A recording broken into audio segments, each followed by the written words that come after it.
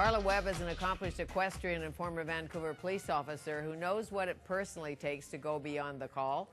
In a bit of an aha moment, she decided to leave her 13-year cop career to work with and empower people in high-stress burnout jobs. Currently, she is a life and wellness coach who works with people and with horses. It is my pleasure to welcome Carla Webb to Studio 4 to tell us more. Thank you very much, Fanny. I'm honored to be here with you today. Well, it's nice to meet you. Why did you decide you wanted to be a police officer? Well, it wasn't something I thought of initially when I was a young kid, like often people do. And through actually being with my ex, Al Arsenault, who's a member of the Odd Squad, he made it sound very intriguing. Oh, that's good gossip. Yes, he's been a great supporter of me still today, and we've been separated for quite some time. Well, that's good because he's with you today. He is. He drove it's a me good down. sign. You're a good wellness coach. Yes. So it wasn't something that I was passionate about early on, but as I grew into an adult and went to university, it was something that I thought would be really neat to try on for size. So I did do a little bit of prep work, and I was a store detective at Eaton's for a few years, and I did some volunteer work with victim services. And through those ways, because it's a little bit associated with police work, I thought I'm going to take the leap and do it.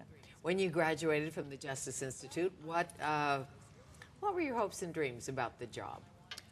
Well, I was really looking forward to a fulfilling career, and I wanted to do a bunch of different jobs within the job. Of course, there's the dog squad and the mounted squad and all these different types of opportunities, and I wanted to experience as many different things as I could.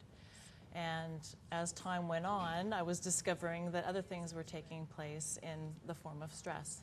And probably 3 years into it, I was working on a project that I was really passionate about, and just simply because of resources within the department, it wasn't something that we could proceed with. So I kind of felt like I was losing a bit of my passion for why I joined to begin with. And I kept going on thinking, okay, well, this is just the way it is, and I'm going to have to just bear on. And so I had those ups and downs and continued on until I come to 13 years later, and I look back and I think, what happened? And so near the end of my career, I was starting to feel like I hated going in. I just didn't have the passion anymore, and I was dreading it. And part of what I learned when I was very young was do what you love doing, and if you have that in mind, the right things will happen. So you left the Vancouver Police Department. Did your friends say, are you nuts? Good job, you like solid job, tough job, but I had steady a lot income. Of people, well, exactly, and that's what people get tied to. And I talk to so many other members that are going through the same thing, where they've lost their passion, and all they're thinking of is the end. And I'm going to have my pension, and I'm going to have my my medical and dental, and that's all they focus on. And so what I'm saying with what I'm offering in my programs is you can get back and get connected to your passion, and if truly you're not meant to do policing, then there's a bridge to a better life. If your dream is to be an undercover leader or a narc or emergency squad, and you're on your way and you're happy every day and you like patrolling and you like giving tickets and you like picking up, it's the wrong thing. You know, it's not fun to pick up a dead body or to tend a domestic. Certainly not. But if it fulfills you, then you are in the right spot. And if not? And if not, there's other things that you can do. Or it might be a matter of just reconnecting to the purpose and passion, because I think if people get back to why they joined to begin with, they can be resilient to all the stresses that they endure. Sure. And any job, even if you wanted to be a lawyer and you get into a law practice and hate it, or a dentist and you don't like pulling teeth, whatever it is, our dreams are one thing, and we get there and think, I hate this job, or it's just not me. More than you hate it, it's not me. Yes.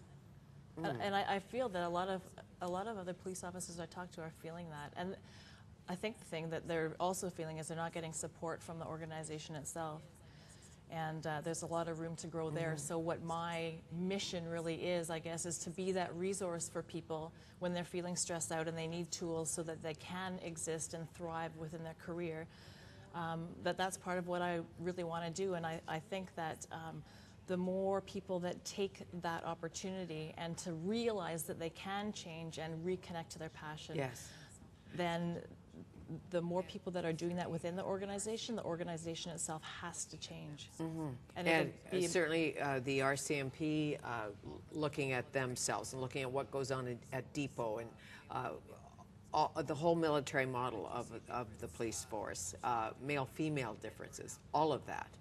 Do you see a difference, I'm sure you do, about how men burn out and women burn out? It is different, and I've talked to people who typically say that men will go to, I mean, they keep within themselves and not expressing the feelings that they're having. They think that they're alone, and they'll turn to things like drinking or some other types of abuse. And women just are overwhelmed and stressed, and I see a lot of people that get sick. They come up with different ailments. And I understand you had somebody on yesterday that was talking about the long-term effects of stress. And it's killing us. For sure it is. So when you work with someone and a horse, how does that come together? Because I know you use a little equine therapy, if that's what it's called, to help people find their passion or connect. Yeah, horses are absolutely magnificent teachers. And so when I bring people out in a group for a retreat type setting, they have the cohesiveness of the group. And then they just get to be in nature, experience and watch what the horses have to offer. And then also a part of that is I would do one-on-one coaching with people and bring the horses into it. So the great thing that horses are really fabulous at teaching us is they call it the art of Wu Wei, which is the art of doing nothing. And so really when we are in stressful careers, and typically, I mean, people in general, not just in policing, have a lot of stress in their lives. And we're always thinking about the future and lamenting about the past, and horses are just present moment beings. They're mindful. They're there. They're present. I think any animal can teach us a lesson. Even a bee can teach you a lesson, or a bee colony can teach you a lesson. A rooster can teach you a lesson if you're aware. But a horse is lovable. Oh, they are. What if you don't like horses? And you come and you think, I'm afraid of horses. I don't like horses. Can you still work? Yes. In your seminars? We do an exercise where we're actually observing them from the outside, and there's so much information that you can get about just sitting back and observing and increasing your awareness.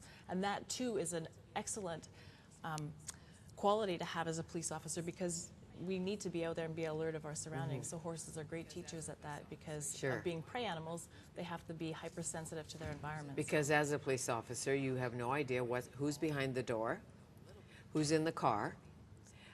When you're going to a call, you know a little bit, but you don't know the end result, and you don't know if somebody has a weapon or doesn't have a weapon. So obviously, you have to be on your game. You absolutely have to be on your game. And you also have to be able to let that go when you're not at work. And that's, I read an awesome book called The Emotional Survival for Law Enforcement, and I wish I would have read it before I even started, because it talks about the up and down of the emotional roller coaster basically that we're on. When we're on duty, we're in a they call it a hypervigilant state. So your adrenaline's going all the time and your cortisol level is going. So when you're off duty, you tend to go below. And so from their research, it takes basically 14 hours, you know, by the time you get ready to go back to shift again, and you're back at it again. So really being able to, on your days off, take time, de-stress, do things you love doing. And that's why, for me, being around the horses was huge therapy. I got back into horses again in 2001, so it was about 3 years on the job, and it probably saved me. It kept me there for a lot longer, I believe. I'm sure. We must take care of ourselves. Yeah, open mind, wise mind. Absolutely. Nice to meet you. Nice to meet you. Thank you so much. Thank you. Carla Webb, do you have a company? ThePoliceCoach.com is the website. Okay, great, thank you. Tomorrow in our ongoing Meet Our Mayors series, we have a municipal chat with Burnaby's Mayor Derek Corrigan, who has held the top spot at Burnaby City since 2002. And fashion historian Ivan Sayers sachets into Graceos with lace, and creative transformation is one of his passions. We meet psychotherapist Dr. Ronald Alexander, who helps his clients cultivate a wise mind and an open mind. Thanks for watching Studio 4. There'll be lots more on Shaw TV, only on Shaw TV.